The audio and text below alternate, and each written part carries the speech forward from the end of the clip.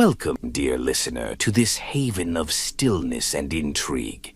Tonight you've stumbled upon a gathering like no other, a place where the veil between the ordinary and the extraordinary is whisper thin. Here, as the rain serenades us and the fire crackles softly in the corner, we explore stories that tread the delicate line between comfort and unease. Tonight's journey is not for the faint of heart, but neither is it meant to terrify. Instead, these stories are whispers from the unknown, threads of mystery woven into the fabric of the everyday. Each tale will guide you gently into the unknown, with just enough shadow to spark your wonder and keep you at the edge of your seat.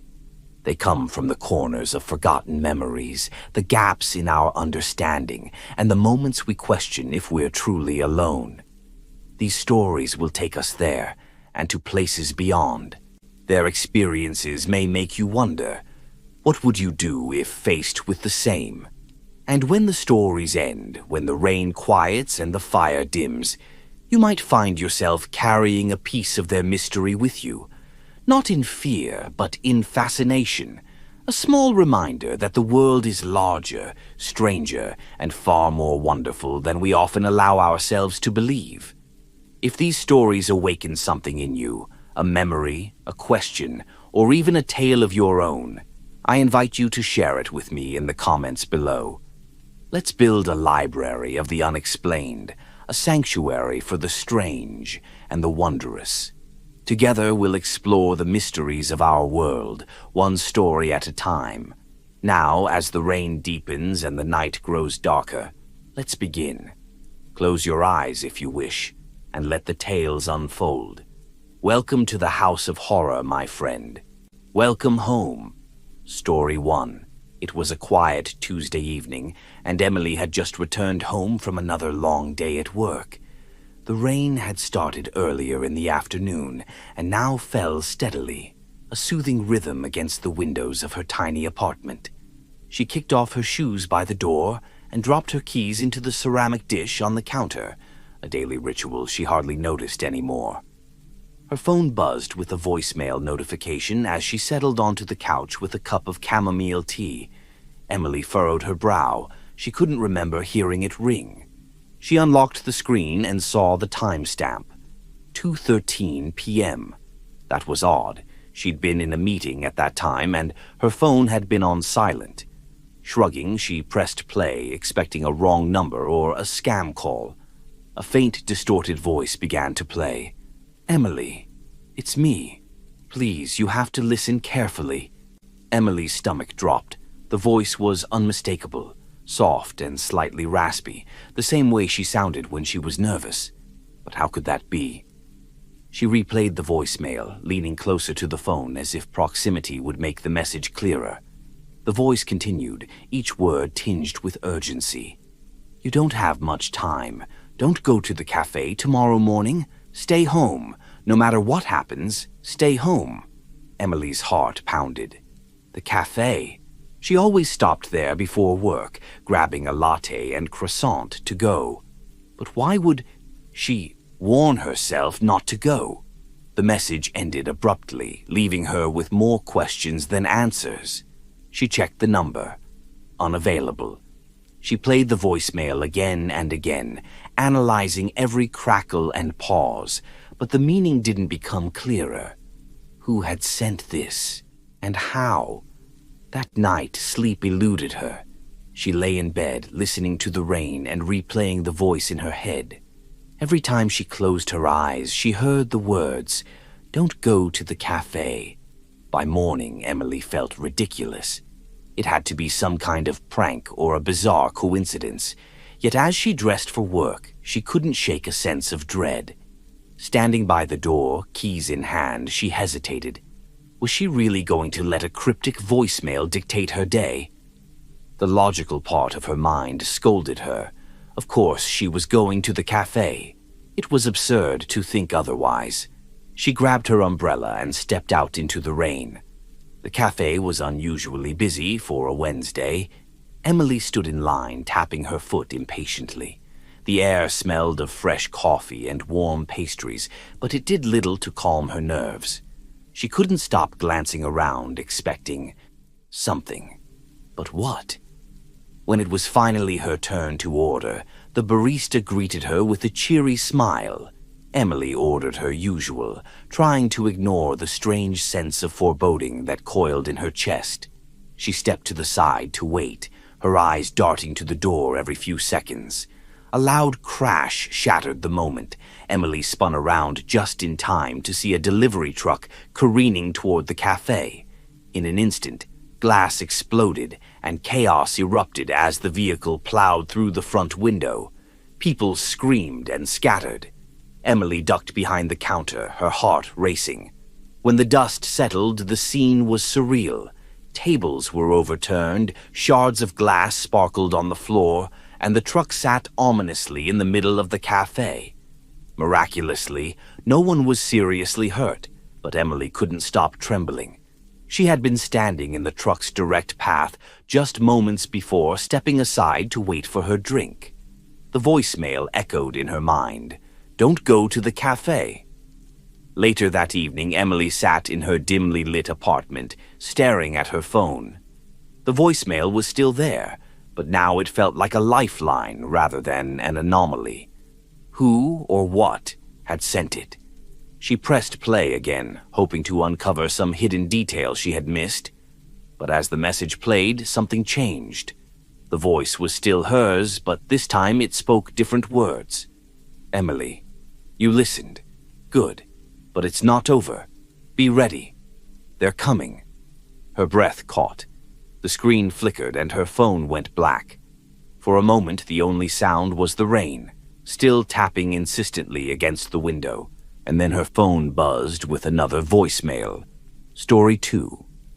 The old library stood at the edge of town, its Gothic arches and stone facade a stark contrast to the sleek modern buildings surrounding it. To most, it was a forgotten relic, a place bypassed in favor of coffee shops with free Wi-Fi or bustling bookstores. But for Marcus, it was a sanctuary. He often retreated there on rainy afternoons, losing himself among dusty shelves filled with forgotten tomes. Today was no different. The rain fell in sheets as he pushed open the heavy wooden door, the scent of aged paper and faint mildew greeting him like an old friend. He waved to the librarian, Mrs. Calloway, a woman in her 70s who seemed more at home among books than people. She nodded, her gaze lingering a moment longer than usual before returning to her work. Marcus brushed it off and headed to his favorite corner, a secluded alcove near the back where the shelves formed a natural cocoon. He reached for a book at random, a thick leather-bound volume with no visible title. As he opened it, he noticed something odd. The text seemed to shimmer, the words rearranging themselves as he read. His heart skipped a beat. The page now bore today's date, followed by an eerily specific message. Marcus Barrett, 3:47 p.m. Do not leave the library. She is waiting outside. Marcus stared at the page, his breath catching in his throat. He glanced at his watch. 3:47 p.m. The message was impossible, yet it was right there, staring back at him in crisp, elegant script. His first instinct was to dismiss it as a bizarre coincidence or some elaborate prank. But as he flipped through the book, more messages appeared, each one describing events as they unfolded. Mrs. Calloway will call your name in 30 seconds. Do not answer. He froze. Surely this was a joke. And yet, 30 seconds later, the librarian's voice echoed through the quiet. "Marcus, are you back there?" His pulse quickened. He didn't respond, his eyes fixed on the page. Moments later, another message appeared. "Good. You're learning. She isn't who she seems." His stomach churned. Marcus peered around the corner, his eyes darting to Mrs. Calloway. She looked as ordinary as ever, her head bent over the circulation desk. But now every gesture felt unnatural, every glance suspicious. He turned back to the book, flipping pages in a frenzy. Each one contained cryptic warnings and unsettling predictions. The storm will pass in 43 minutes. Until then, stay hidden. Do not trust the woman in the green coat. They are watching from the second-floor balcony. His hands trembled as he read. The sound of footsteps echoed nearby, and Marcus snapped the book shut. He leaned against the shelf, heart pounding, as shadows shifted at the edge of his vision. The minutes dragged by as Marcus followed the book's instructions. Each prediction was chillingly accurate, from the flickering of the library lights to the arrival of a man in a gray trench coat who lingered near the entrance. Finally, the book offered a directive that made his blood run cold. Find the door behind the history section. It is your only way out. Marcus didn't even know there was a door back there. He hesitated, unsure if he could trust the book, but the growing tension in the library left him no choice. Mrs. Calloway's once friendly demeanor had shifted. She now roamed the aisles, her gaze sharp and searching. He slipped toward the history section, scanning the shelves until his fingers brushed against a loose panel. With a soft click, the wall swung inward, revealing a narrow staircase that spiraled downward into darkness. Go now, and do not look back. The words burned in his mind as he descended. The air grew colder with each step, the faint scent of damp earth replacing the musty odor of old books. When he reached the bottom, he found himself in a room lit by a single flickering bulb. In the center stood a pedestal, and atop it, another book. Marcus approached cautiously, his footsteps echoing in the small chamber. The book was smaller than the first, its black cover unmarred by age or wear. When he opened it, his name was scrawled across the first page in bold, looping handwriting. The words inside sent shivers down his spine. You were not meant to find this place. They know you're here now. Run! A loud creak echoed from above, followed by hurried footsteps descending the stairs. Marcus slammed the book shut and turned toward the staircase, dread clawing at his chest. The light flickered once, twice, and then went out, plunging him into darkness. In the silence he heard a voice, a low whisper that sent chills racing down his spine. Marcus, you shouldn't have read the book. The sound of footsteps grew closer. Marcus felt his way along the walls, desperately searching for another exit. Just as he thought he was trapped, his fingers brushed against cold metal. A handle. When he looked back, the library was gone. In its place was an empty lot, overgrown with weeds, and in his hand the second book remained, its cover warm to the touch. Story 3. The diner was nearly empty, its neon sign flickering erratically in the rain-soaked night. Jessica sat alone in a corner booth, nursing a cup of lukewarm coffee. The place smelled of fried food and stale cigarettes, a haven for night owls and the lost souls who drifted through town. She stared at the journal open before her, scribbled notes filling the pages. Her research project on local legends had consumed her life for weeks, and tonight she was chasing leads about a peculiar urban myth, a nameless figure who appeared to people at their most vulnerable, offering cryptic advice that changed their lives forever. "Excuse me," a voice interrupted her thoughts. Jessica looked up to see a man standing at the edge of her booth. He was tall and gaunt, his dark coat glistening with rain. "Is this seat taken?" She hesitated but shook her head. "No, go ahead." The man slid into the seat across from her, his piercing blue eyes locked on hers. "You're writing about me," he said, his voice calm but unsettling. Jessica's hand froze mid-note. "I'm sorry." "What?" The man gestured to her journal. "The figure in the stories. That's me." Jessica's first instinct was to laugh, but something about the man's demeanor made her pause. He leaned back, his movements deliberate and almost too smooth. "I've been following your research. You're getting close." "Close to what?" she asked, her voice sharper than she intended. to understanding why I exist. Her pulse quickened. The myth she was studying wasn't widely known, just whispers on obscure forms and the occasional anecdote in out-of-print books. How could this stranger know about it? "I don't know what you're talking about," she lied, closing her journal. The man smiled faintly. "Jessica, you've been looking for answers since your father disappeared, haven't you?" Her breath caught. She hadn't told anyone at the diner her name, let alone about her father. "Who are you?" she demanded.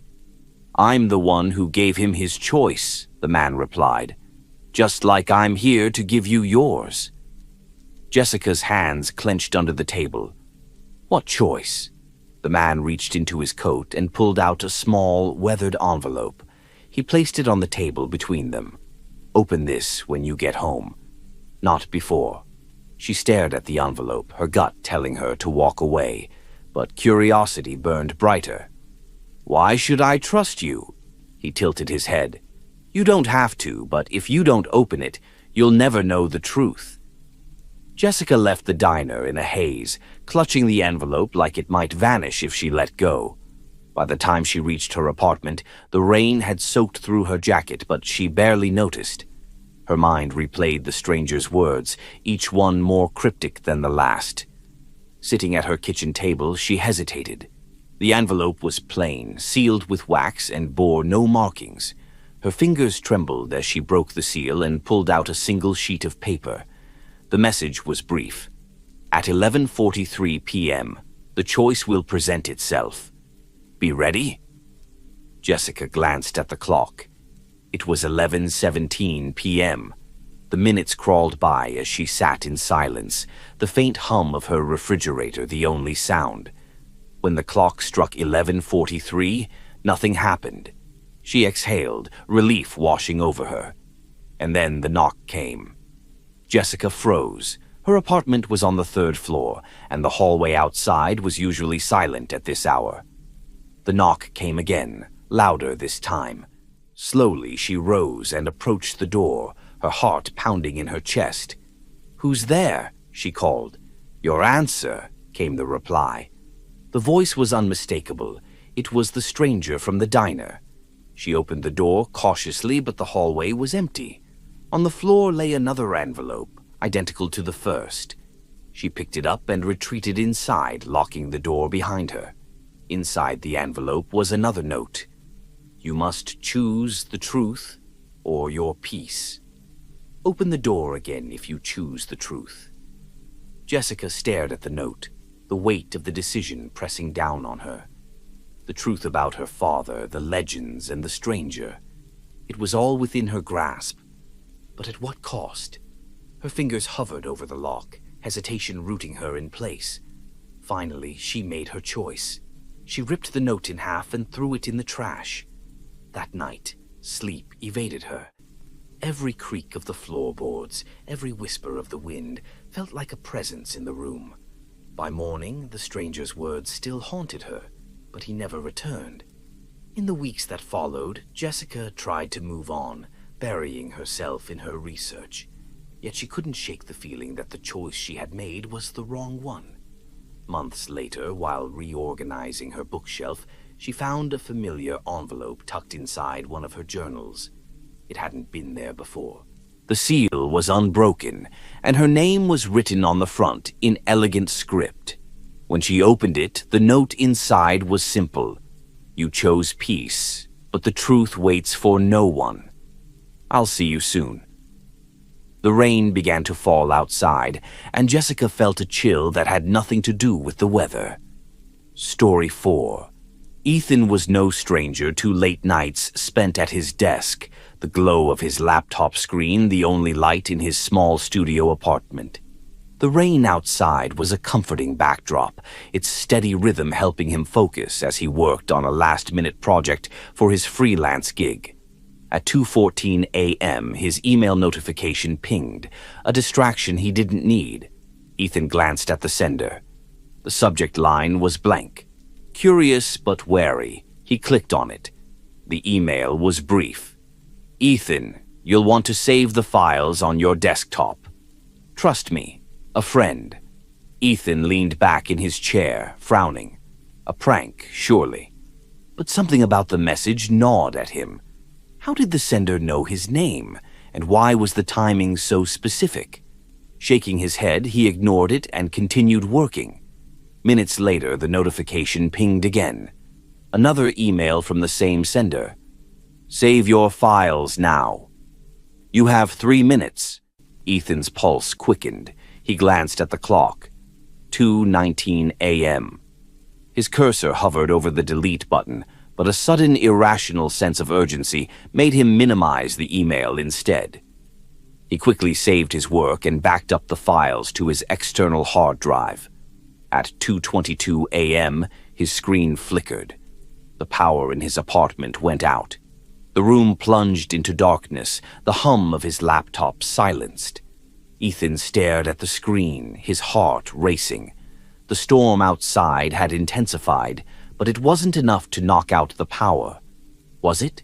He reached for his phone and used its flashlight to navigate to the window. The streetlights were still on, their glow faint but steady through the rain. The power outage seemed to affect his apartment alone. Ethan returned to his desk, his laptop battery still holding a faint charge. The screen flickered again, and to his surprise, another email appeared. You're welcome. He swallowed hard, unsure whether to feel relieved or unnerved. Whoever had sent the emails had been right. If he hadn't saved his files, hours of work would have been lost. But how could they have known? Before he could dwell on it, another message came through. Now we need to talk. Ethan hesitated but clicked it open. The email contained a single line. Check your mirror. His stomach churned as a prickling sensation crept up his spine. Slowly he turned toward the mirror mounted on the wall. The faint light from his phone cast a shadowy reflection of the room, but something was off. He leaned closer, squinting at the glass. Behind him, in the reflection, was a figure, a blurry outline standing just out of reach of the light. Ethan spun around, but the room was empty. The emails came faster now, each one more unsettling than the last. Don't turn around again. It's closer now. You're in danger, Ethan. I'm the only one who can help. Check your closet. Be careful. Ethan's breath came in shallow gasps as he stared at his phone. His instincts screamed at him to leave, but his body felt frozen. Against his better judgment, he crept toward the closet, every creak of the floorboards amplifying the pounding of his heart. The door was slightly ajar, darkness spilling from the gap. With trembling hands, he pushed it open and shone his flashlight inside. Nothing, just his clothes and a few cardboard boxes. He exhaled shakily and stepped back. His phone buzzed again. You just missed it. The air felt heavier now, as though the room itself were holding its breath. Ethan scanned his surroundings, the shadows seeming to shift and stretch along the walls. He clutched his phone tightly, waiting for the next message. It came moments later. Look behind the curtain. Ethan's curtains hung over the only window in his apartment, the rain drumming steadily against the glass. He approached cautiously, gripping his phone like a weapon. With one swift motion, he yanked the curtain aside. There was nothing but the storm outside. Relief flooded him, but it was short-lived. His phone buzzed one last time. The message chilled him to his core. It's already inside. Run. The apartment went silent, the rain seeming to fade into the background. Ethan's skin prickled as the oppressive weight of unseen eyes settled over him. He didn't hesitate this time. He grabbed his keys and bolted for the door, the email still open on his phone.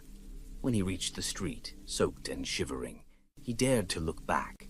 His apartment window was dark, the faint outline of the curtain swaying in the wind. Another buzz. One final email. You made the right choice. For now. A friend. The rain fell harder as Ethan stood frozen, staring at the message. He knew he'd never return to that apartment. Not after what he'd felt, and not after what might still be waiting inside. Story 5. Sarah loved thrift shops. There was something magical about sifting through forgotten items, each with its own untold story. On this rainy afternoon, she found herself in a small, dimly lit shop tucked away on a quiet street. The bell above the door jingled faintly as she stepped inside, her boots squeaking on the worn wooden floor. Her attention was drawn to a table stacked with old photo albums and loose photographs.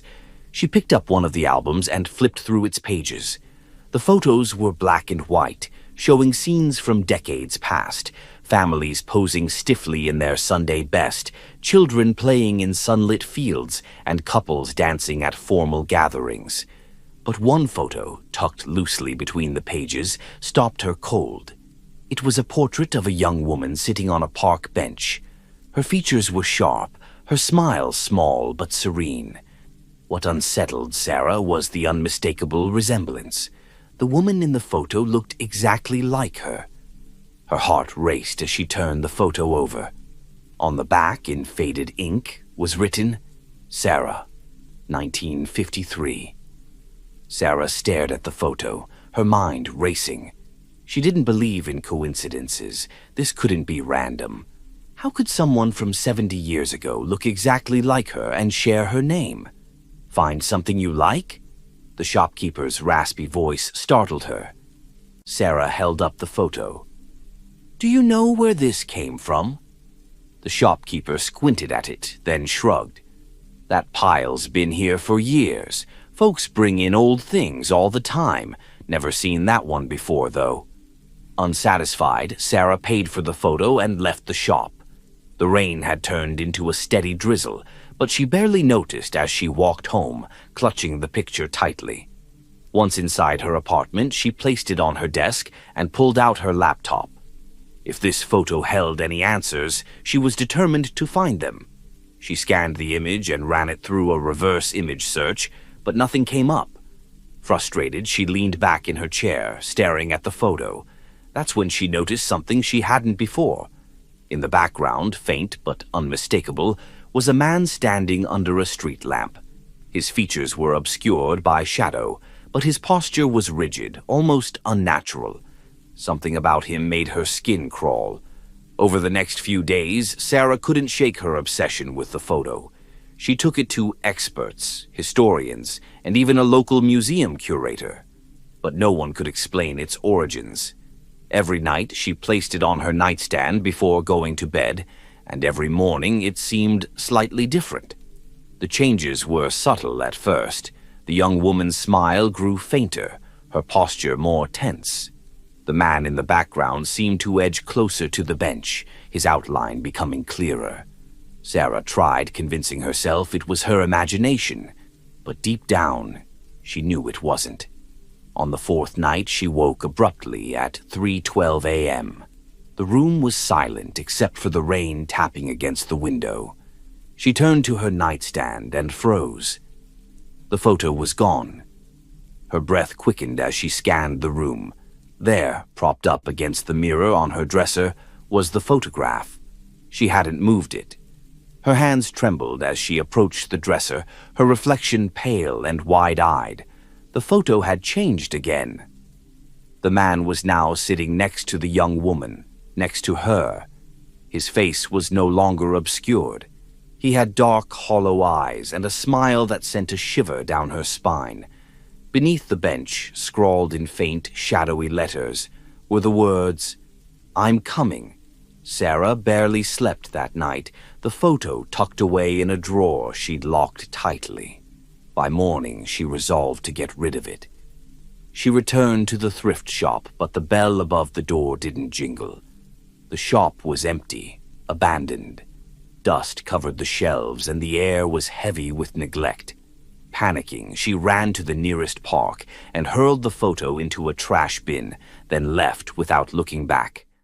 That night, Sarah felt a brief sense of relief. She told herself it was over, but when she awoke the next morning, her stomach dropped. The photograph was back, resting on her nightstand. It had changed one last time. Now Sarah was gone from the bench. The man sat alone, staring directly at the camera, his hollow eyes locking onto hers. Beneath the bench, the words had changed. "You're next." The rain fell harder outside as Sarah's apartment filled with an oppressive silence. She knew with a bone-deep certainty that she wasn't alone. Story 6. Liam hated staying late at the office, especially when the rain poured in relentless sheets outside. The fluorescent lights buzzed overhead, and the building was eerily quiet. He sighed, rubbing his temples, his eyes stinging from hours of staring at spreadsheets. It was nearly midnight when he decided to call it a night. As he packed up, a low chime echoed through the office, an elevator arriving at his floor. Liam froze. He was certain he was alone. His co-workers had left hours ago. He peered out into the hallway. The elevator doors were open, but no one stepped out. The display above the elevator blinked once, then displayed something strange. R13. Confused, Liam frowned. There was no 13th floor in the building. It had been intentionally omitted, like in so many older high-rises. The elevator dinged again, the sound oddly insistent, as if beckoning him. Curiosity gnawed at him. Against his better judgment, Liam stepped into the elevator. The air inside felt colder, and the buttons glowed faintly. He scanned the panel. Sure enough, there was no button for a 13th floor. Before he could press for the lobby, the elevator jolted. The lights flickered and the doors slid shut. Panic surged through him as the elevator began to ascend on its own, the display blinking erratically before settling again on R13. When the doors opened, Liam hesitated. The hallway before him was dimly lit, the air heavy and damp. The floor wasn't part of his office. It couldn't be. The walls were lined with faded wallpaper, the kind you'd find in an old, abandoned hotel. Something about the place felt wrong, but a strange pull compelled him to step out. His footsteps echoed as he moved cautiously down the corridor, his breath fogging in the chilly air. The doors lining the hallway were closed, each bearing a tarnished brass number. At the end of the corridor, one door stood slightly ajar. A faint light spilled from within. Liam approached the door, his heart pounding. He pushed it open slowly, revealing a room unlike anything he'd expected. The furnishings were pristine but old-fashioned. A red velvet armchair, an ornate desk, and a floor lamp casting a golden glow. On the desk was a photograph in a silver frame. Liam's throat tightened when he saw it. It was a picture of him, sitting at his desk earlier that day. But there was something else in the image. A figure standing behind him, its features blurred but unmistakably human. Before he could process what he was seeing, the room shifted. The walls seemed to breathe, the wallpaper rippling as if alive. The air grew colder, and a low hum filled his ears. The door slammed shut behind him. Liam spun around, his pulse racing. The figure from the photograph now stood in the corner of the room. It was tall and shadowy, its face obscured by darkness, yet its presence was suffocating. "You shouldn't be here," it whispered, the voice low and gravelly. Liam backed away, his knees trembling. I don't even know where here is," he stammered. The figure tilted its head, stepping closer. "You were chosen. The others didn't listen. Will you?" Before Liam could respond, the room began to dissolve, the walls melting away into a swirling void of darkness. The floor beneath him vanished, and he fell, the air rushing past him in deafening silence. Just as he was certain he would hit the ground, he jolted awake. He was back at his desk, his laptop humming softly. The rain tapped gently against the windows, and the clock read 11:57 p.m. Had it all been a dream? He glanced around, his office untouched and normal, but when he stood to leave, his blood ran cold. In the reflection of his computer screen, he saw the photo, the same one from the desk on the 13th floor, pinned to his office wall. Beneath it was a single line of text, scrawled in dark ink. "You listened. For now." Liam didn't stay to find out what it meant. He grabbed his things and left the office, vowing never to work late again. But as the elevator doors closed behind him, the display flickered briefly, showing R13 before disappearing. Story 7. Maya always loved the lake near her grandmother's house. It was her retreat, a place of quiet reflection. Even as the rain fell steadily that evening, she couldn't resist sitting on the old wooden dock, watching ripples disturb the water's surface. The trees swayed gently in the storm's breeze, their reflections twisting in the murky depths below. As she hugged her knees to her chest, she noticed something unusual. The lake was quieter than usual. There were no frogs croaking or insects buzzing, only the rain and the faint rustle of leaves. Then she heard it, a whisper, faint and rhythmic, almost like the wind but unmistakably words. She froze, her eyes scanning the dark water. "Hello," she called hesitantly. The whisper grew louder, still unintelligible, but unmistakably a voice. It came from the lake. Maya stood and peered into the water, but all she could see was her own reflection, distorted by the rain. The voice persisted, a low, lilting sound that seemed to tug at her thoughts. It wasn't speaking in any language she knew, but it felt oddly familiar, like a memory she couldn't quite place. She leaned closer, the dock creaking beneath her weight. Her reflection wavered, and for a moment it didn't match her movements. She flinched, but when she looked again, it was gone. Her grandmother's voice rang out from the house behind her. "Maya, get inside. It's too late to be out there." Maya hesitated. The voice in the lake seemed to beckon her, urging her to stay. But the tone of her grandmother's voice snapped her out of her trance. She turned and walked quickly back to the house, glancing over her shoulder one last time. That night, she couldn't sleep. The whispering stayed with her like an itch she couldn't scratch. At midnight, she gave in to the pull. Wrapping herself in a raincoat, she crept back to the dock with a flashlight. The lake was eerily still, its surface like glass. She knelt at the edge and shone her flashlight into the water. Something shimmered below, like a faint light deep in the depths. The whispering returned, louder now, and this time she could almost understand it. "Come, closer." Maya's heart raced. Against her better judgment, she lowered herself onto her stomach and reached out toward the water. The shimmer grew brighter, and the whispering became words. "We remember you. Don't you remember us?" Her hand hovered above the surface, trembling. Suddenly, the light exploded in brightness, and she was yanked forward.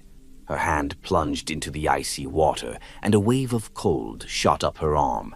Something gripped her wrist. She screamed, struggling to pull back, but the grip was unyielding. The whispers turned to wails, a chorus of voices rising in a deafening crescendo. Shapes began to emerge beneath the water, faces pale and gaunt, their eyes hollow but fixed on her. "You belong here, Maya. You always have." Tears streamed down her face as she clawed at the dock with her free hand, her nails scraping against the wet wood. Just as the cold began to seep into her chest, the grip loosened, and she fell back onto the dock, gasping for air. The lake was calm again, the whispers gone, but her wrist bore the faint imprint of fingers, and when she looked into the water, she saw the pale faces still watching her, their eyes filled with silent rage. The next morning, Maya told her grandmother what had happened. Her grandmother's face grew pale, and she pulled Maya close. "You should never go to the lake at night," her grandmother said in a trembling voice. "I thought you knew." "Knew what?" Maya asked, her voice hoarse. Her grandmother hesitated before answering. "The lake has taken people before. Years ago, children disappeared from this village. They said they heard voices calling them. The lake remembers them, and now it remembers you." Maya shivered, her hand instinctively covering the faint marks on her wrist. That night, she locked her door and shut the curtains tight, but the feeling of being watched never left her. Days later, Maya packed her things and left her grandmother's house, vowing never to return. Yet no matter where she went, she could still hear the faint whisper of the lake, calling her name. Story 8. Daniel's antique shop was a quiet place, tucked into a narrow street that few people frequented. On rainy days like this one, business was slower than usual. He didn't mind. Rainy days gave him time to inspect the items he'd collected over the years, each with its own story. That afternoon, as he rearranged a shelf of old clocks, a new one caught his eye. It hadn't been there the day before. It was a small, ornate mantel clock with a brass finish, intricate etchings along its edges, and a glass face that covered the hands. Daniel frowned. He had no memory of buying it. He picked it up, noting its unusual weight, and turned it over. There was an engraving on the back. For those who need to know. Shrugging, Daniel placed the clock on a prominent shelf. Its hands were frozen at 3:33. Despite his efforts to wind it, the clock wouldn't tick. That evening, as Daniel locked up the shop and prepared to head home, he heard a faint ticking sound. He paused, his eyes scanning the dimly lit room. The sound seemed to come from the mysterious clock. Curious, he approached it. The hands were moving now, but not forward. They were ticking backward, slowly but steadily. He checked the mechanism again, but nothing seemed unusual, except that it shouldn't be working at all. Suddenly, the shop bell jingled, though the door was locked. Daniel spun around, his heart pounding. No one was there. He turned back to the clock and noticed something chilling. The hands had stopped again, but now they pointed to 2:17. The time meant nothing to him, until his phone buzzed with a message from his sister. "Daniel, I just heard. Are you okay? I can't believe it's been 10 years. Daniel's stomach sank. He knew immediately what she was referring to. 10 years ago, on a stormy night just like this, his car had skidded off the road. The crash had nearly killed him, but the clock on his dashboard had frozen at the exact moment of impact. 2:17 a.m. The shop grew colder, and the air felt heavier. The ticking resumed, louder now, reverberating through the room. The hands moved backward again, this time stopping at 1:45. Daniel's mind raced. Was the clock counting down?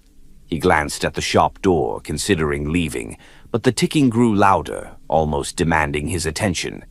Against his better judgment, he stayed and waited, each tick tightening the knot in his stomach. At exactly 1:45, the shop lights flickered, and a shadowy figure appeared near the window. Daniel froze, unable to speak. The figure stepped closer, its outline becoming clearer. A man, gaunt and hollow-eyed, with an expression Daniel couldn't decipher. "You don't have much time," the figure said, its voice low and gravelly. "You were spared once. The clock has come to collect." Daniel shook his head, backing away. "I don't understand. Who are you? What do you want?" The figure didn't answer. Instead, it pointed to the clock, which had begun moving forward, its hands spinning rapidly. The shop filled with the sound of gears grinding and ticking, louder and louder, until Daniel could barely hear his own thoughts. When the hands stopped at 3:33, the exact time he'd first noticed the clock, the figure vanished. The shop was silent again. Daniel stood in the middle of the shop, trembling. The clock was quiet, its hands frozen at 3:33 once more. But something had changed. He could feel it. The shop no longer felt like his. It felt borrowed. The next morning, Daniel decided to sell the clock. He placed it in the shop's front window with a tag that read, "Rare find $33. He didn't care if it sold for less than it was worth. He just wanted it gone. By the end of the day, the clock was gone. A man in a dark coat had purchased it without a word, leaving cash on the counter and walking out into the rain. That night, as Daniel locked up and prepared to leave, he glanced at the empty spot where the clock had sat. Relief flooded him, until he heard the ticking again. It was faint but unmistakable, coming from the storage room. When he opened the door, the clock was there, sitting on a shelf as if it had never left. Its hands ticked backward once more. Story 9. Claire always found solace in the woods near her cabin.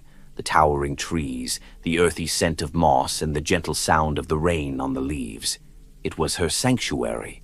Tonight, the rain was heavier than usual, but that didn't deter her. With a lantern in hand and her raincoat pulled tight, she ventured out, eager for a walk to clear her mind. The path was familiar, winding through dense trees that swayed gently in the storm's breeze.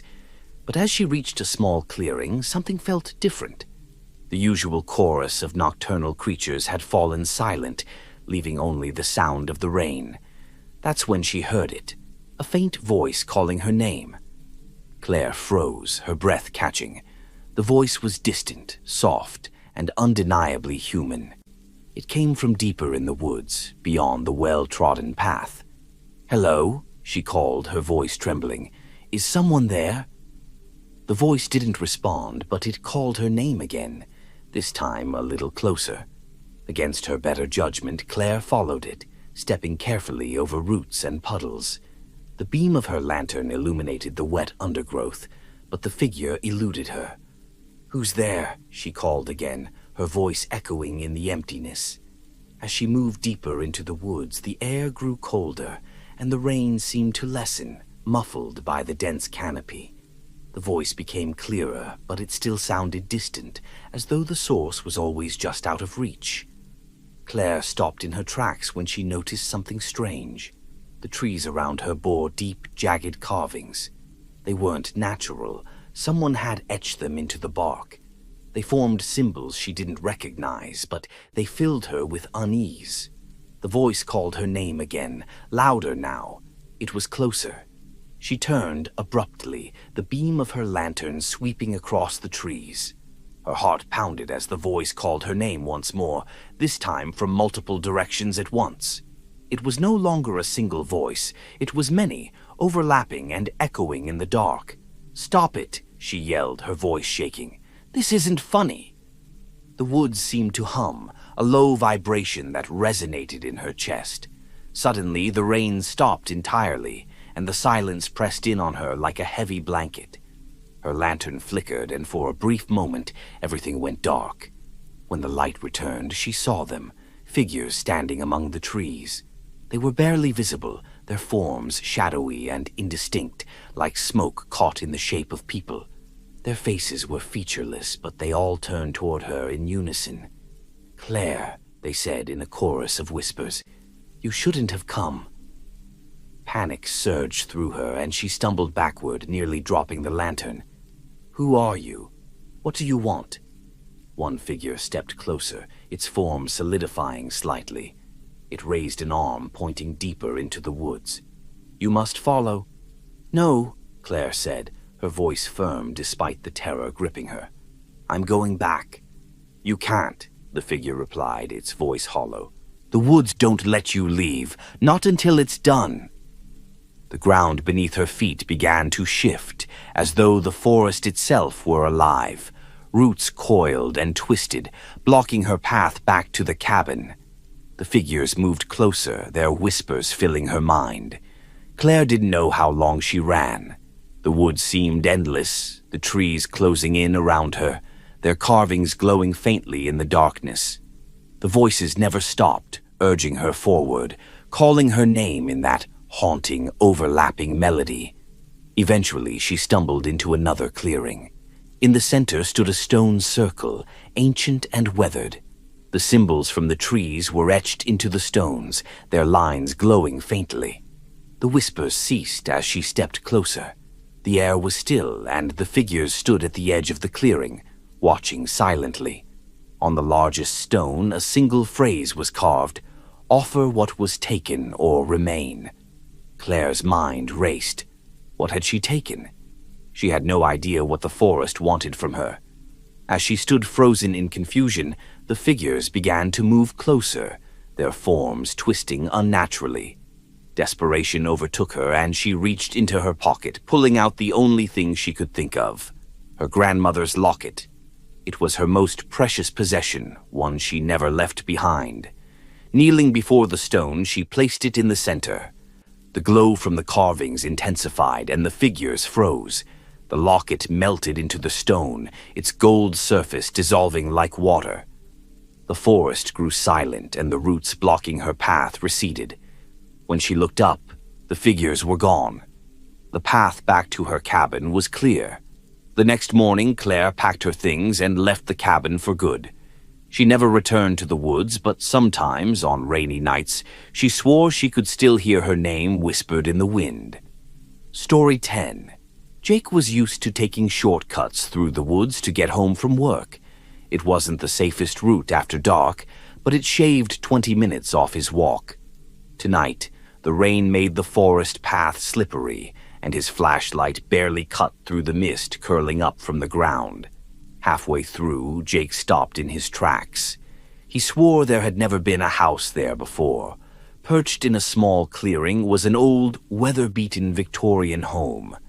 Its windows glowed faintly, and smoke curled lazily from the chimney. Curiosity got the better of him. Jake approached cautiously, noting how quiet the woods had become. The rain seemed to hush as he stepped closer, the sound of his boots squelching in the mud suddenly amplified. The front door was slightly ajar, a warm, golden light spilling out into the night. A faint melody floated through the air, soft, haunting piano music. Against his better judgment, Jake pushed the door open. The interior was immaculate, a stark contrast to the decrepit exterior. The scent of lavender and wood polish filled the air. The foyer was warmly lit, with a grand staircase leading to the second floor and hallways stretching in both directions. The piano music came from somewhere deeper in the house.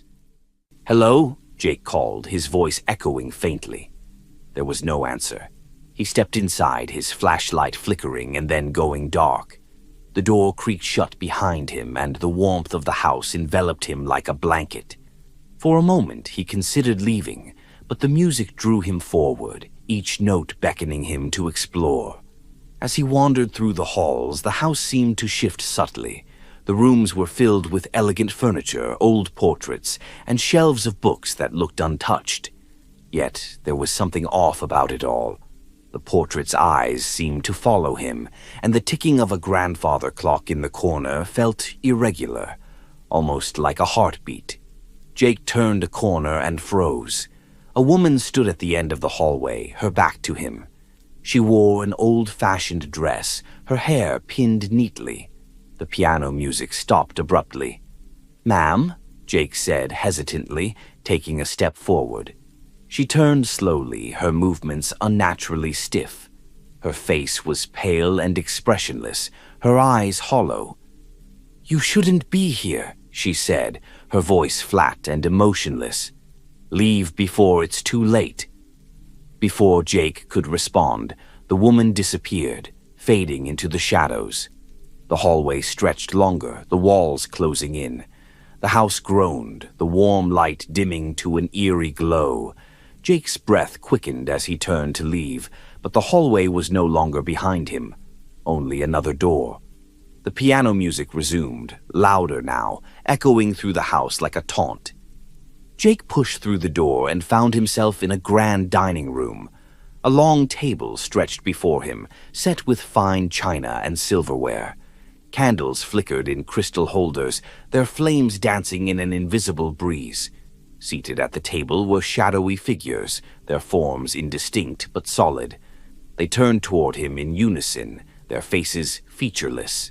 One of them raised a hand and pointed to the empty chair at the head of the table. Jake shook his head, stepping back. "I'm not staying here," he muttered, but the door behind him had vanished. The figures remained still, their silence heavy with expectation. "Sit," a voice whispered in his ear, though no one was there. The air grew colder, pressing against him like a physical weight. Reluctantly, Jake approached the chair. The moment he sat, the figures turned back to their plates, and the room seemed to come alive. The sound of clinking cutlery filled the air, though no one ate. The piano music grew louder, chaotic, almost frantic. Suddenly, the tablecloth shifted. Jake looked down to see that it wasn't fabric at all. It was flesh, pale and moving, pulsing beneath the silverware. He recoiled, but the figures turned to him again, their heads tilting unnaturally. "Your turn," they said in unison, their voices hollow. The lights flickered and the room dissolved around him. Jake found himself back in the forest, rain pouring down harder than before. He was drenched, his breath coming in ragged gasps. When he turned, the house was gone. The clearing was empty, the trees silent. Jake stumbled back to the path, his legs trembling. The next day he returned with a group of friends, determined to prove what he'd seen. But the house wasn't there. There was no clearing, no sign it had ever existed. Jake tried to forget about that night, but the memory clung to him like a shadow. Weeks later, he received a package with no return address. Inside was a single photograph, the dining room table, the shadowy figures seated, and Jake in the chair at the head of the table. Beneath the image were 2 words, "Welcome back." Story 11. The train ride home was always Sarah's favorite part of the day. She enjoyed the gentle sway of the carriage, the rhythmic clatter of wheels on tracks, and the moments of solitude it provided. Tonight, however, the rain lashed against the windows, obscuring the view of the passing landscape. The usually packed commuter train was nearly empty, with only a few scattered passengers. Sarah chose a window seat near the middle of the car and pulled out her book. The rain made it difficult to concentrate, but she forced herself to focus. As she flipped the pages, the lights in the train flickered, and the PA system crackled faintly before falling silent. When she looked up, there was a man sitting across the aisle from her. He hadn't been there when she boarded. The man wore a dark suit, slightly rumpled, as though he'd been wearing it for days. His face was pale and his eyes were sunken, giving him a gaunt appearance. He didn't seem to have any belongings, no bag, no umbrella, nothing. Sarah gave him a polite nod, but he didn't acknowledge her. Instead, he stared out the rain-streaked window, his lips moving as if he were speaking to someone she couldn't see. The train entered a tunnel, and the carriage plunged into darkness. When the lights flickered back on, the man was no longer seated across from her. He had moved to the seat directly in front of her. Sarah froze, her heart pounding. "Excuse me," she said hesitantly. "Can I help you?" The man turned slowly, his movements deliberate. His gaze met hers, and she noticed his eyes were completely black. No whites, no iris, just an endless void. "You shouldn't be here," he said, his voice low and raspy. "It's not safe." Sarah's stomach twisted. "What do you mean?" "What's not safe?" The man didn't answer. Instead, he stood and walked down the aisle toward the next car. As he passed, the lights flickered again, and the train seemed to shudder, as if something massive had brushed against it. Sarah debated following the man, but decided against it. Instead, she pulled the emergency cord, hoping to stop the train. Nothing happened. The lights flickered again, and the train seemed to pick up speed, hurtling through the darkness. Her phone buzzed in her bag, and she grabbed it quickly. The screen displayed a message from an unknown number. "Don't follow him. Stay where you are." Her blood ran cold. She looked around the car, but she was alone now. The other passengers had vanished. The train was eerily silent, save for the sound of the rain and the steady clatter of the wheels. The PA system crackled, and the man's voice came through. "You didn't listen, did you? Now it's coming." The train lurched violently, throwing Sarah against the seat in front of her. The windows darkened as if the tunnel had swallowed all light. Outside, she heard a low, guttural growl that didn't belong to any machine. Something was on the train with her. Sarah clutched her phone, trying to call for help, but the screen went black. The lights in the carriage dimmed, leaving her in near total darkness. She could hear something moving in the aisle, a wet, slithering sound that made her stomach churn. Stay calm, the man's voice echoed from nowhere and everywhere. It only takes the ones who run. Trembling, Sarah forced herself to stay seated, even as the sound grew closer. Her heart raced as a shadow loomed over her, its form shifting and pulsating. She squeezed her eyes shut, bracing for the worst, and then silence. When Sarah opened her eyes, she was back at her usual stop. The train was stationary, its doors open to the rain-soaked platform. She stumbled out, gasping for air, her body trembling. The station was deserted, save for a single figure standing under a flickering street lamp. The man in the dark suit. He tipped his hat to her and vanished into the shadows. Sarah never took the train again. Weeks later, she received a package with no return address. Inside was a train ticket dated for a year in the future, marked with a single word, return. Story 12. Eric woke with a start, the sound of rain pounding against a window nearby. His head throbbed and his memories were fragmented. He'd been at a friend's party, had a few drinks, and then nothing. Now he found himself in an unfamiliar room. The walls were plain and gray, the floor cold and bare. A single light bulb hung from the ceiling, swaying slightly as if someone had just brushed past it. There was no furniture, only a single wooden door on the far side of the room. Disoriented, Eric stumbled to his feet and crossed to the door. It opened easily, but what lay beyond made his stomach drop. It was another identical room. Eric stepped into the second room, convinced it was some elaborate prank. His friends must have set this up, right? But this room was just as empty as the first. Another door stood on the opposite wall. He opened it and again found himself in the same room. Panic set in. He ran through the next door and the next, moving faster with each room. They were all the same. Gray walls, a bare floor, and a single swinging light bulb. His footsteps echoed endlessly, the sound bouncing back at him from the lifeless walls. He yelled, his voice cracking, but no one answered. His phone was gone, his pockets empty. He tried retracing his steps, going back through the doors he'd already passed, but the rooms didn't lead where they should have. They twisted and shifted, an endless, nonsensical maze. The rain outside grew louder, though there was no window to be found. Eric couldn't tell if it was real or if his mind was playing tricks on him. Hours seemed to pass, or was it days? Time lost all meaning in the gray monotony. As he opened yet another door, Eric froze. This room was different. In the center stood a chair, and on it sat a person, a woman with long dark hair, her back to him. She didn't move as he stepped inside. "Hello?" Eric's voice cracked with fear. "Who are you? What's going on?" The woman didn't respond. He circled her slowly, his breathing shallow. When he finally saw her face, he recoiled in horror. Her features were blurred, as though someone had smeared her face like wet paint. Her eyes were faint impressions, her mouth a jagged line that stretched too far. Yet she was staring directly at him. "You're not supposed to be here," she said, her voice distorted and grating. Eric stumbled backward, his heart racing. "I don't know how I got here. Just let me go." The woman tilted her head, her mouth twisting into a grotesque semblance of a smile. "There is no way out. Not for you."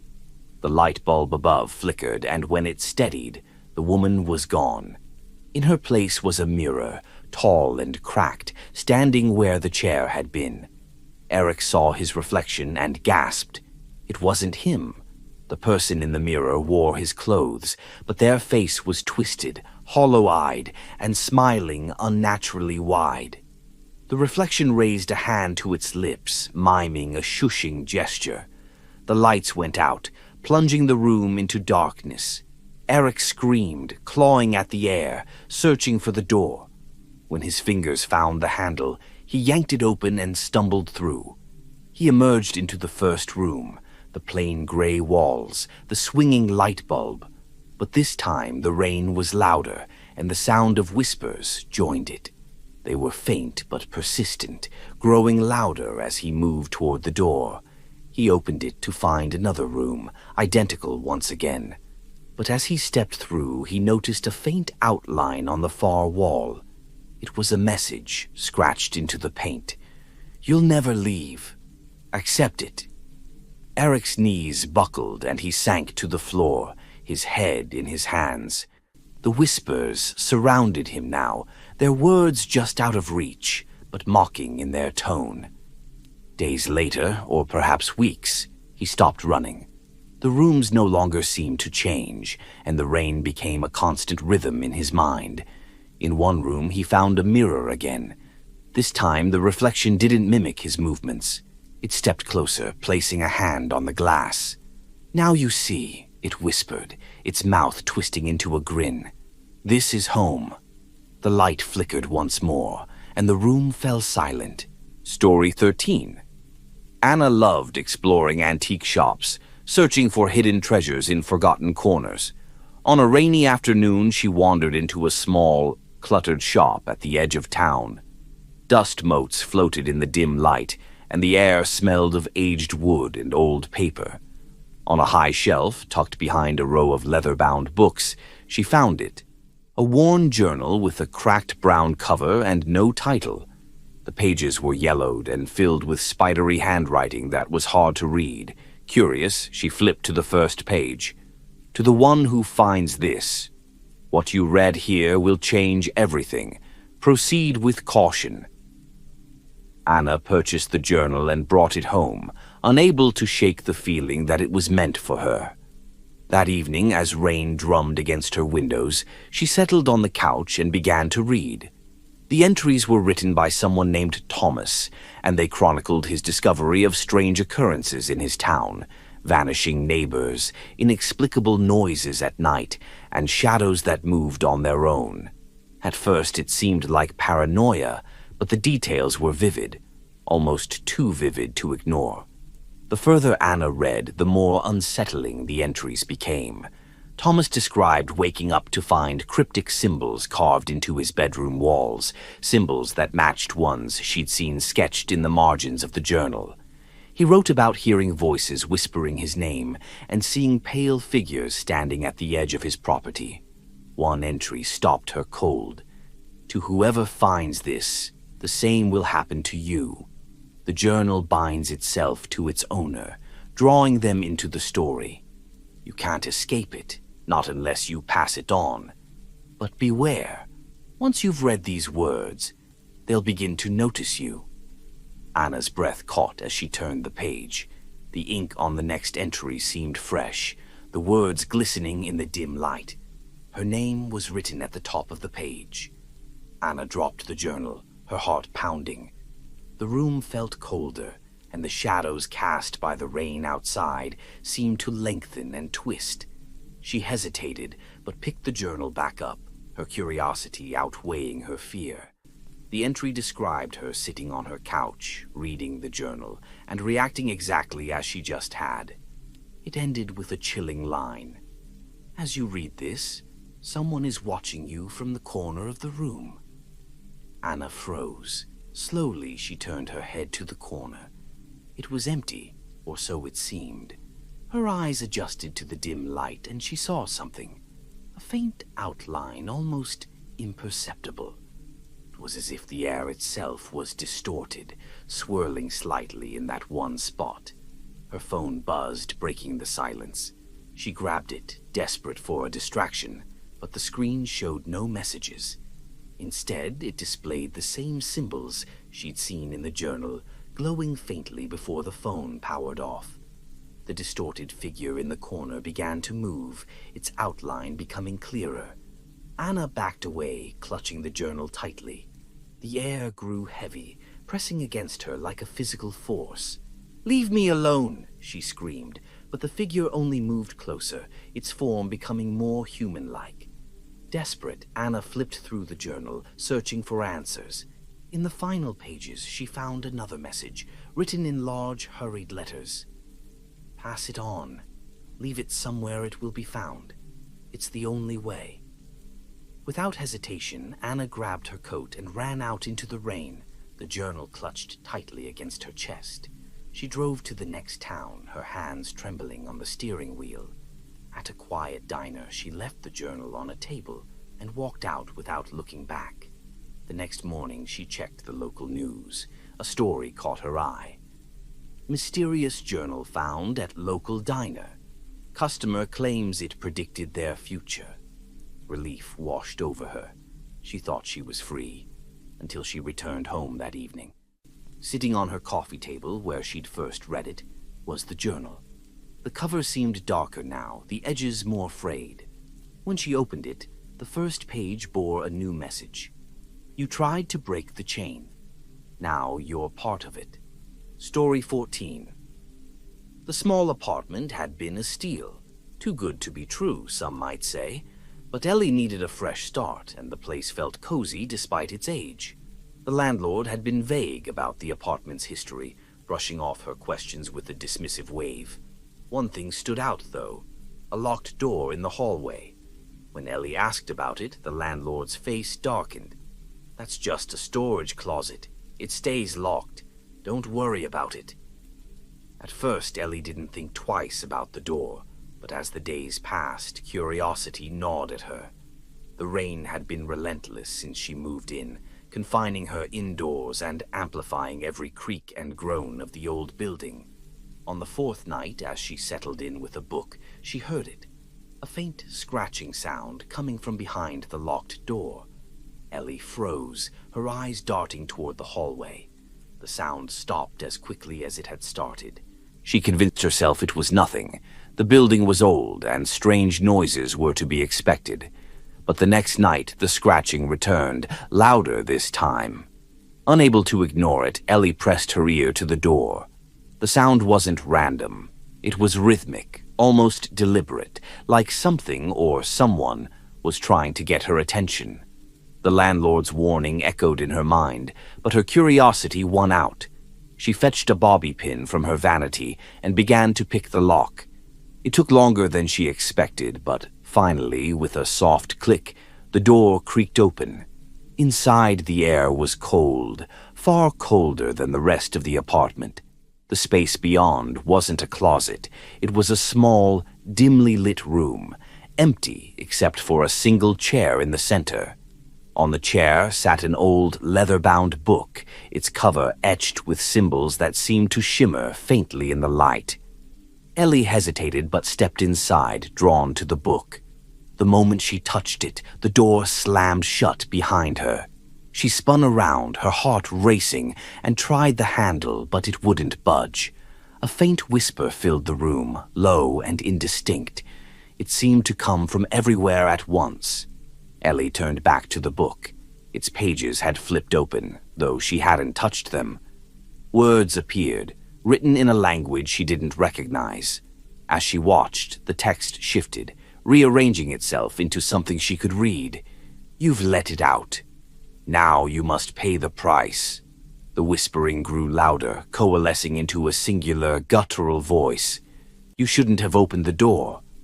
Ellie backed away, but the walls of the room began to close in, the shadows stretching and twisting toward her.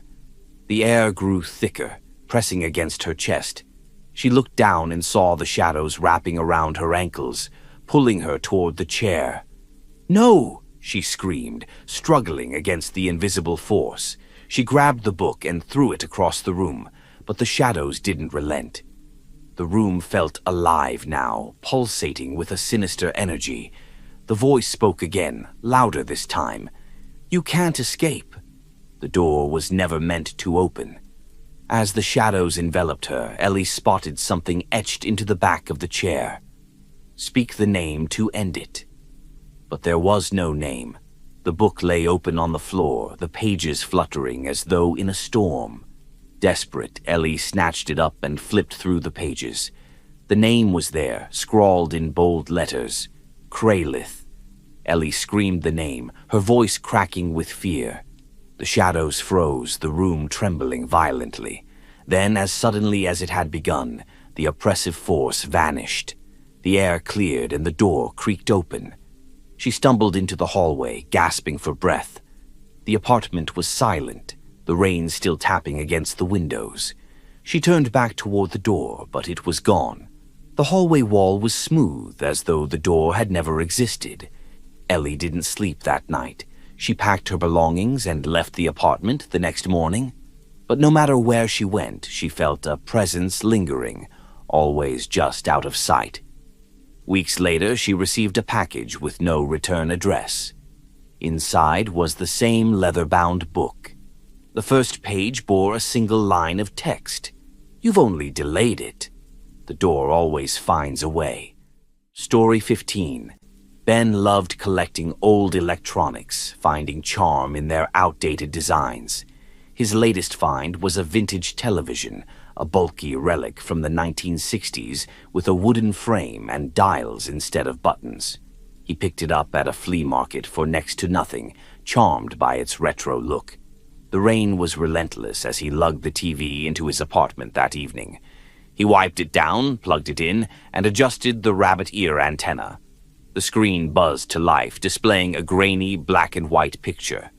Despite the outdated tech, it worked surprisingly well. Curious, Ben flipped through the channels. Most were static, as expected, but one caught his attention. Channel 13 showed a dimly lit room with a single chair in the center. The camera didn't move, and the image was unnervingly still. No sound accompanied the broadcast. Something about it unsettled him, but he chalked it up to his imagination. He switched the TV off and went to bed. That night, Ben woke to the sound of faint static. The television was on again, though he was certain he'd turned it off. Channel 13 flickered on the screen, showing the same room with the chair. But now the chair wasn't empty. A figure sat in it, shrouded in shadow. Its head was bowed, its hands clasped in its lap. Ben felt a chill run down his spine. He grabbed the remote and tried changing the channel, but the picture didn't budge.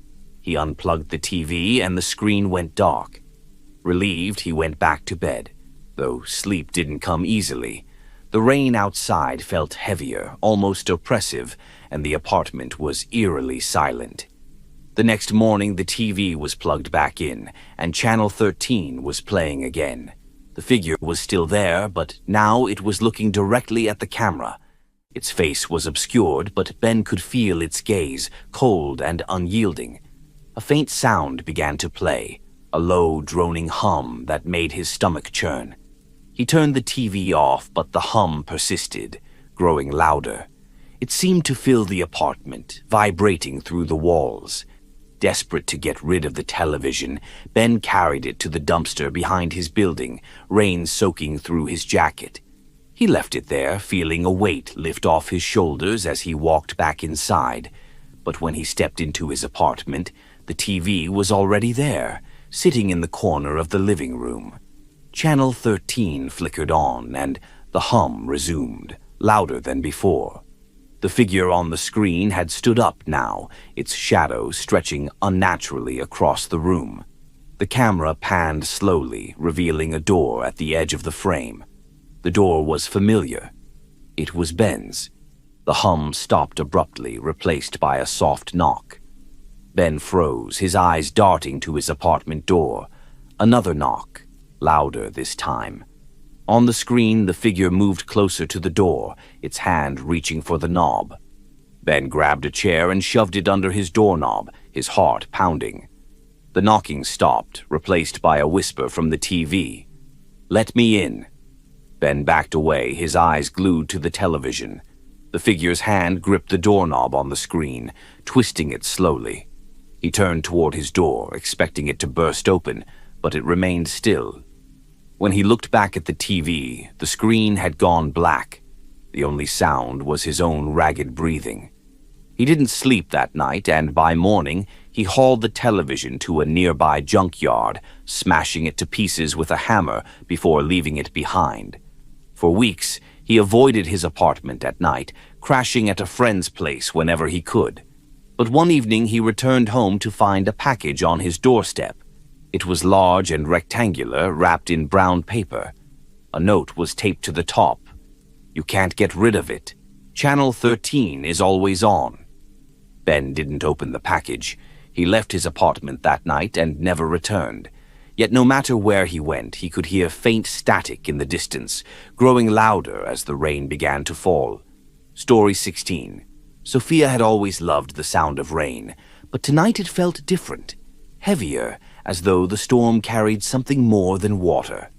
On her drive home, her usual route was blocked by flooding, forcing her to take an unfamiliar detour through an older part of town. As she turned onto a narrow, cracked road, her headlights illuminated something that made her slow down. A playground, abandoned and overgrown. The swings creaked in the wind, and a faded merry-go-round stood still, its paint peeling from decades of neglect. Sophia wasn't sure why she stopped. Something about the place tugged at her, a faint memory she couldn't quite place. She parked by the curb, pulled up her hood, and stepped into the rain. The playground was eerily quiet, the rain muffling the usual sounds of the night. Sophia's boots squelched in the mud as she wandered closer. The structures seemed wrong somehow, as if they were both too large and too small at the same time. The slide's metal surface gleamed wetly, and the swings moved just slightly, though there was no wind. Her gaze fell on something in the center of the playground, a tall, cylindrical structure she didn't recognize. It looked like a tunnel slide, but it was completely enclosed, with no visible entrance or exit. As she approached, she noticed faint handprints smeared on its surface, small like those of children. A chill ran down her spine when she realized they weren't just handprints. Words were scrawled among them, written in the same muddy smears. "Don't play." Sophia's instinct screamed at her to leave, but a sound stopped her, a faint, melodic laughter, like children playing in the distance. She turned sharply, but the playground was empty. The laughter grew louder, echoing unnaturally as though it came from inside the tunnel structure. Sophia felt her feet moving forward, drawn to the sound despite her growing fear. When she reached the structure, she pressed her ear against it. The laughter stopped.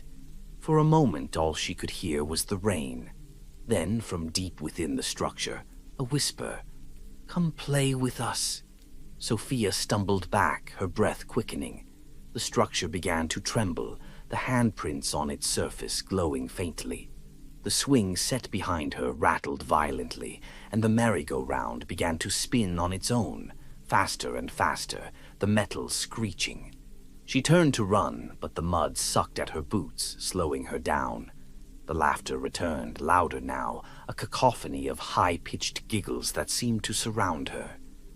When she looked back, she froze. Figures were emerging from the tunnel. They were small, childlike, but their movements were jerky and wrong. Their faces were pale, featureless, except for wide black eyes that gleamed in the dim light.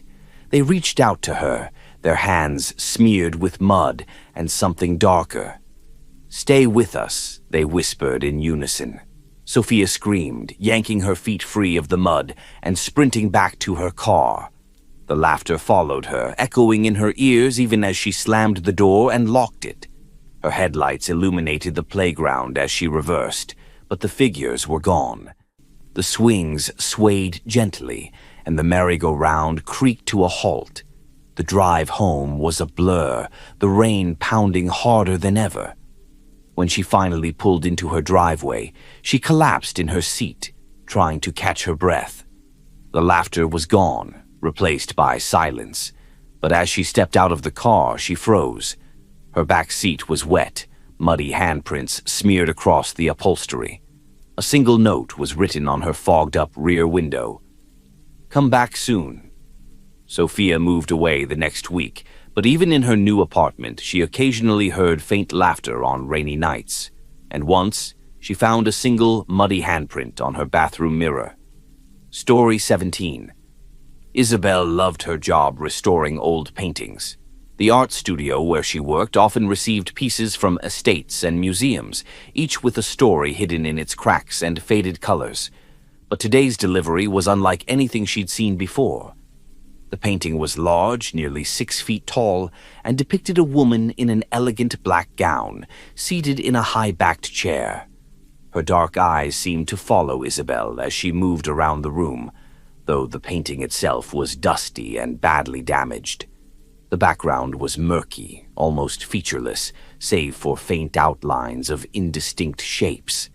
What struck Isabel most was the unsettling realism of the woman's face. She looked as though she might step out of the frame at any moment. As Isabel began cleaning the surface, she noticed something strange. Beneath the grime, faint details emerged, shapes in the background that weren't immediately visible. The outlines became clearer as she worked, shadowy figures standing behind the woman, their forms vague but unmistakable. The studio lights flickered as Isabel stepped back to examine her work. A chill swept through the room, and the air felt heavier. She shook it off, chalking it up to fatigue, and resumed her work. That night she dreamed of the woman in the painting. In her dream, the woman turned her head and smiled faintly, her eyes glinting with something Isabel couldn't place. When she woke, her heart was racing, and she found herself unable to shake the dream. The next day at the studio, Isabel noticed the woman's expression seemed different. Her mouth, which had been a neutral line, now curved upward slightly, as though she were smirking. Convinced it was her imagination, Isabel double-checked the reference photos taken before she began restoring the piece. The woman's expression in the photos was unchanged, her lips firmly neutral. But on the canvas in front of her, the smirk was undeniable. As the days went on, the painting's changes became more pronounced. The shadowy figures in the background grew clearer, their faces pale and featureless. The woman's expression grew more sinister, her eyes narrowing as if studying Isabel. The studio felt oppressive, the lights dimming inexplicably every time Isabel worked on the painting. At night she began hearing faint whispers, too low to make out, but always accompanied by the sensation of being watched. One evening, unable to take the tension any longer, Isabel decided to confront her fears. She stayed late at the studio, the painting illuminated by a single lamp. "What do you want?" she whispered, her voice trembling. The room grew colder and the whispers intensified, circling her like a soft, sinister chant. Isabel's hands shook as she reached for her tools, intending to cover the painting with a sheet. But as she approached, the woman's eyes in the painting moved, locking onto hers. The whispers stopped abruptly, replaced by a single voice, low, guttural, and unmistakably real. "You've seen too much." The lights went out, plunging the studio into darkness. Isabel fumbled for her phone, using its flashlight to scan the room. When she turned the beam toward the painting, she screamed. The woman was no longer seated in the chair. The canvas was empty, save for the shadowy figures in the background, which now seemed to press against the edges of the frame. The next morning, Isabel's co-workers found her in the studio, sitting motionless in front of the painting. Her face was pale, her eyes wide and vacant. She didn't respond when they called her name. The painting was gone. The easel stood empty and the floor was clean, with no sign it had ever been there. Isabel quit her job and moved far from the studio, but she was never the same. At night she swore she could hear whispers outside her window, and once, in the reflection of a mirror, she caught a glimpse of a woman in a black gown standing just behind her. A month later, a small antique shop in a neighboring town displayed a new piece for sale, a large portrait of a woman in black, seated in a high-backed chair.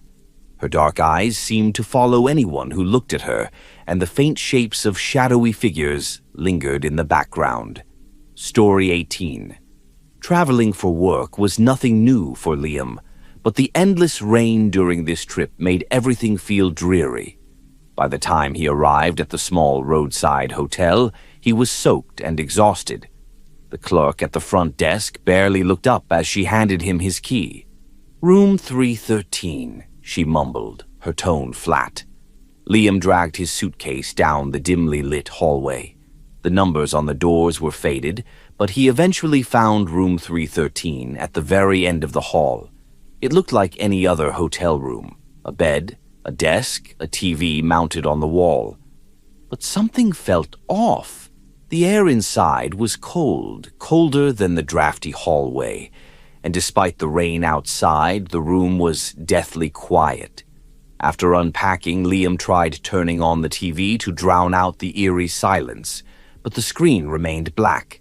He checked his phone, but there was no signal. Shrugging it off as poor service in the storm, he decided to shower and call it an early night. The water was lukewarm, and the bathroom mirror fogged up quickly. As Liam wiped it clean, he noticed something strange. The reflection of the room behind him wasn't quite right.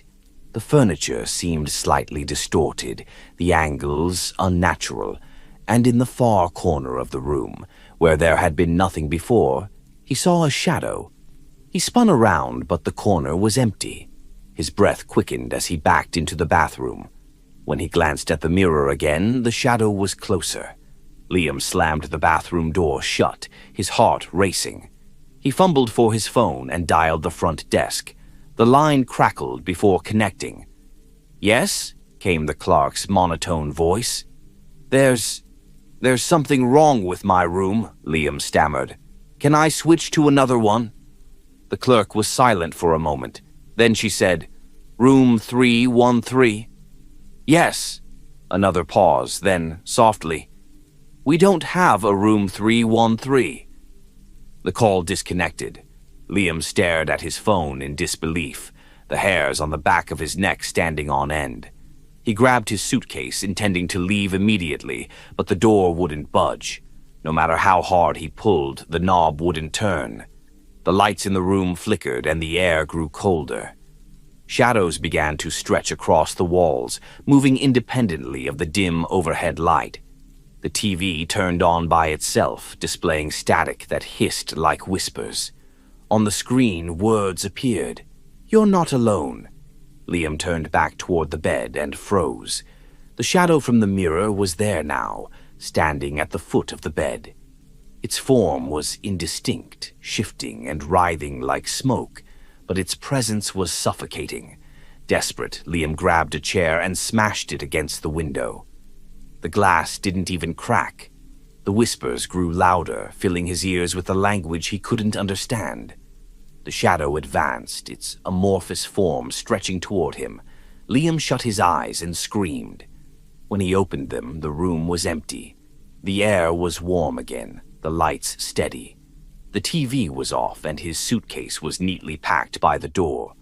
Shaking, he grabbed his things and ran to the lobby. The clerk looked up, startled as he approached. "Room 313, he gasped. "There's something wrong with it." The clerk's brow furrowed. "We don't have a room 313, sir.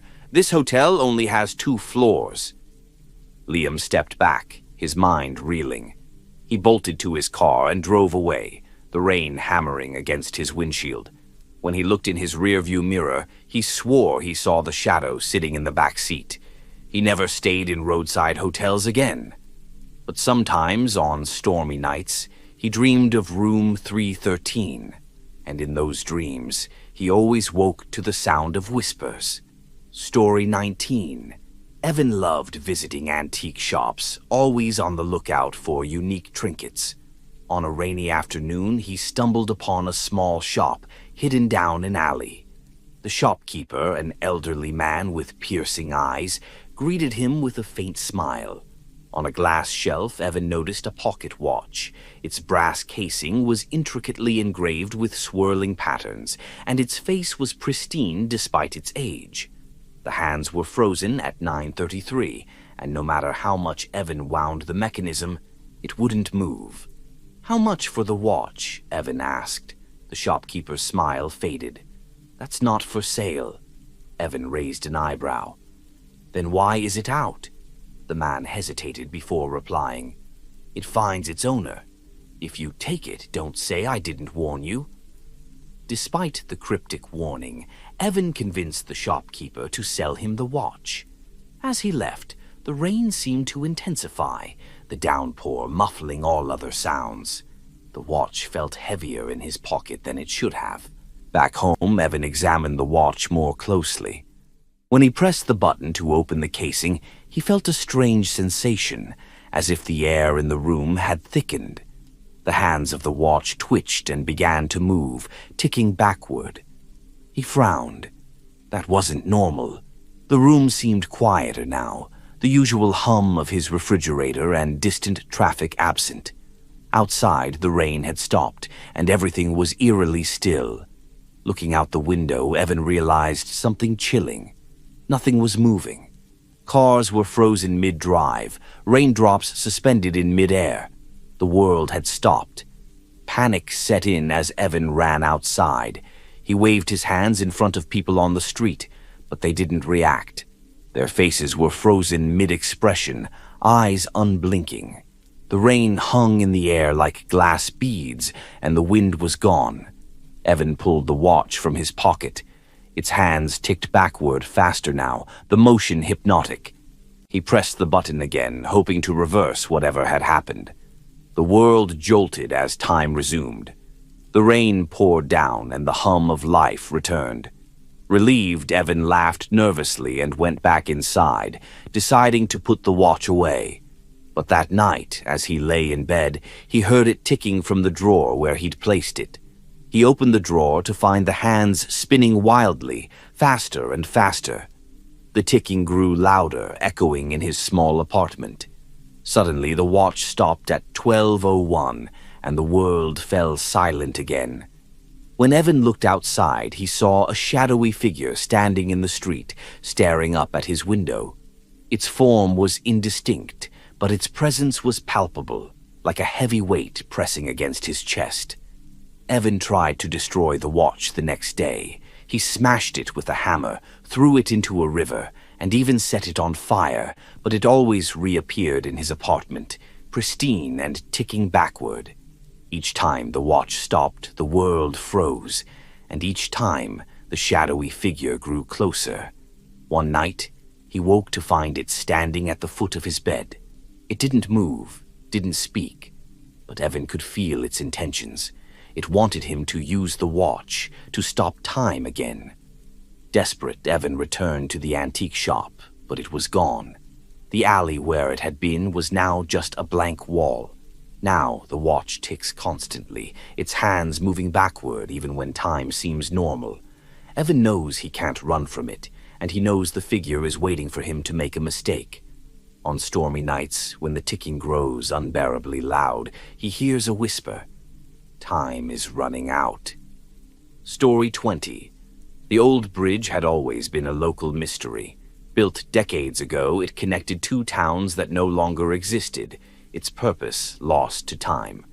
Most people avoided it, especially at night, but Jamie wasn't most people. On a rainy evening, curiosity got the better of her. She parked her car at the edge of the bridge and stepped out, pulling her jacket tight against the cold drizzle. The bridge stretched out in front of her, shrouded in mist. The street lights that lined it flickered faintly, and the sound of the rain against the metal rails echoed eerily in the emptiness. As she started walking, she noticed something strange. Though the rain was falling steadily, the ground beneath her feet remained dry. The further Jamie walked, the stranger the bridge became. The air grew colder, and the mist thickened, making it hard to see more than a few feet ahead. The rhythmic patter of the rain was the only sound, but even that seemed muted, as if she were walking in a vacuum. She glanced back, expecting to see her car's headlights at the end of the bridge, but they were gone. The edge of the bridge had vanished into the mist, leaving her surrounded by an endless expanse of gray. Jamie's steps quickened. The bridge seemed longer now, stretching endlessly in both directions. Panic clawed at her as she realized she should have reached the other side by now. Her phone had no signal, and the faint glow of its screen only made the mist seem thicker. Then she heard it, a faint, rhythmic tapping behind her. It wasn't the rain. It was deliberate, like footsteps. Jamie turned, her flashlight sweeping through the mist. At first she saw nothing, but then a shadow appeared, distant but unmistakably human. It stood motionless, just beyond the reach of her light. "Hello?" she called, her voice trembling. The figure didn't respond. Instead, it began to move toward her, its gait slow and deliberate. Jamie backed away, her heart pounding. The figure came closer, and she could make out more details, a tall, thin frame, and a face obscured by shadows. It stopped a few feet from her, its head tilting unnaturally to one side. "You shouldn't have come here," it said, its voice a low rasp. "What do you want?" Jamie asked, her voice barely audible. The figure didn't answer. Instead, it pointed toward the bridge behind her. Jamie turned to look and saw something that made her stomach drop. A second figure, identical to the first, standing farther down the bridge. The tapping sound grew louder as more figures emerged from the mist, each one moving closer. Desperate, Jamie ran, her footsteps echoing against the metal bridge. The mist seemed alive, swirling around her and blocking her view. The figures didn't follow, but their voices surrounded her, a cacophony of whispers. "Turn back. Leave.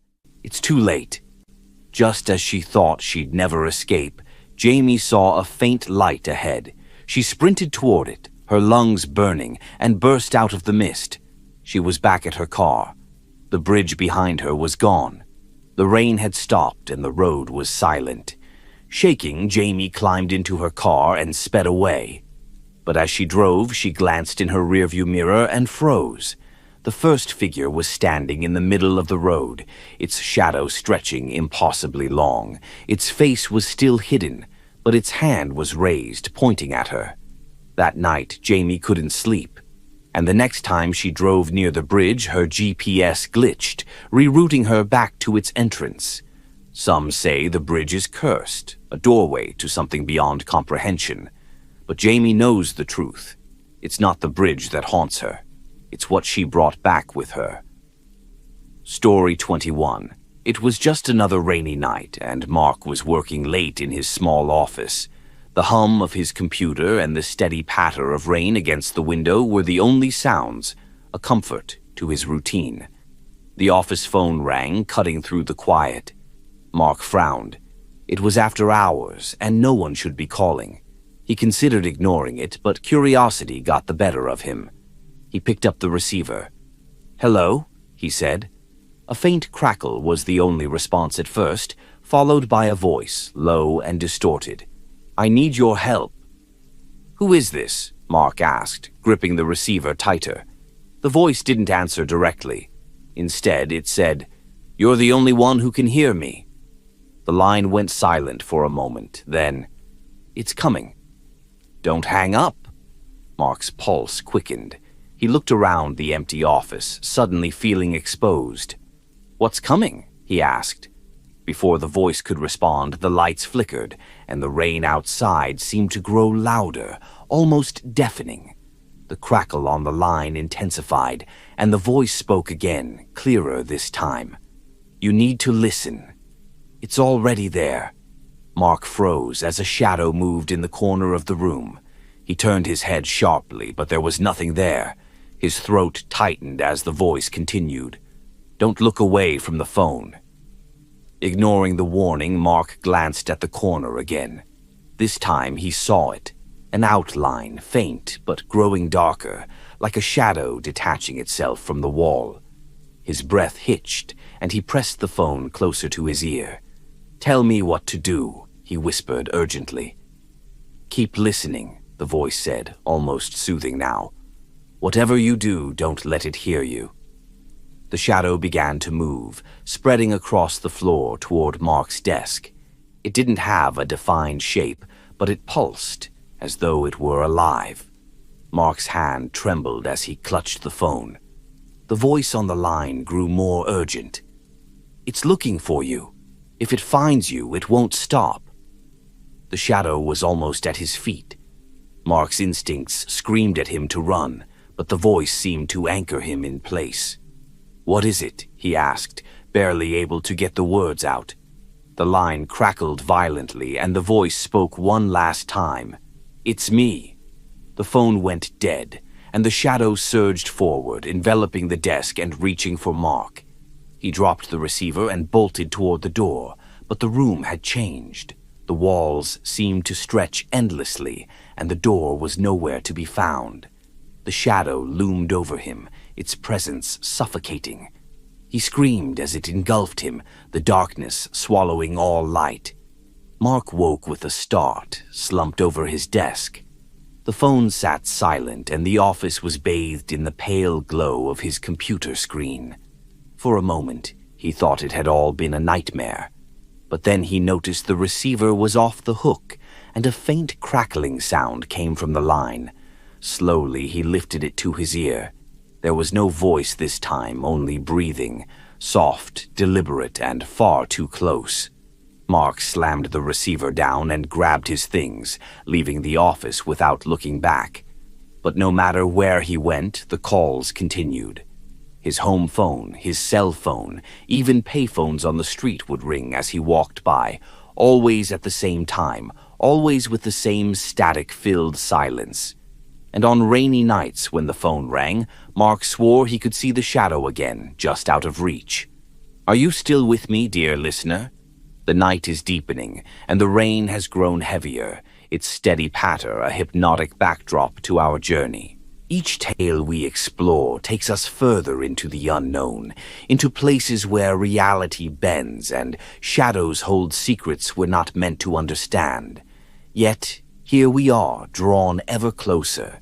It's strange, isn't it? How the stories seem to linger in the air, as if the echoes of their mysteries refuse to fade. Perhaps you felt it, a chill down your spine, or the sense that you're not entirely alone. Don't worry. It's just the stories weaving their way into your thoughts, casting a spell that's as unsettling as it is fascinating. But even in the eerie, there's something captivating about these moments. They remind us that the world is vast and layered, filled with things we can't always explain. These stories aren't just about fear. They're about the thrill of discovering the unknown, the beauty of stepping into the unexpected. As the rain continues to fall, let it wash over you, carrying away the weight of the day. Allow yourself to sink into the stillness, knowing that these tales are here to guide you, not to harm, but to intrigue. Each story is a thread, and together they weave a tapestry of shadows and whispers, creating a space where anything is possible. And so, dear listener, we come to the end of our journey through the shadows tonight. Thank you for joining me in this space where imagination meets the unknown, where each story whispered secrets from the edges of reality. It's not always easy to tread these paths, but there's something magnetic about exploring the eerie and the unexplained, isn't there? The rain has been our constant companion this evening, a steady rhythm that lulled us deeper into the tales. It reminds us of life's duality, calm yet relentless, soothing yet haunting. Much like the stories we've shared, the rain carries a message. Sometimes the most mundane things conceal the greatest mysteries. Think back to the stories we've heard tonight. Each one was unique, yet they all shared a common thread.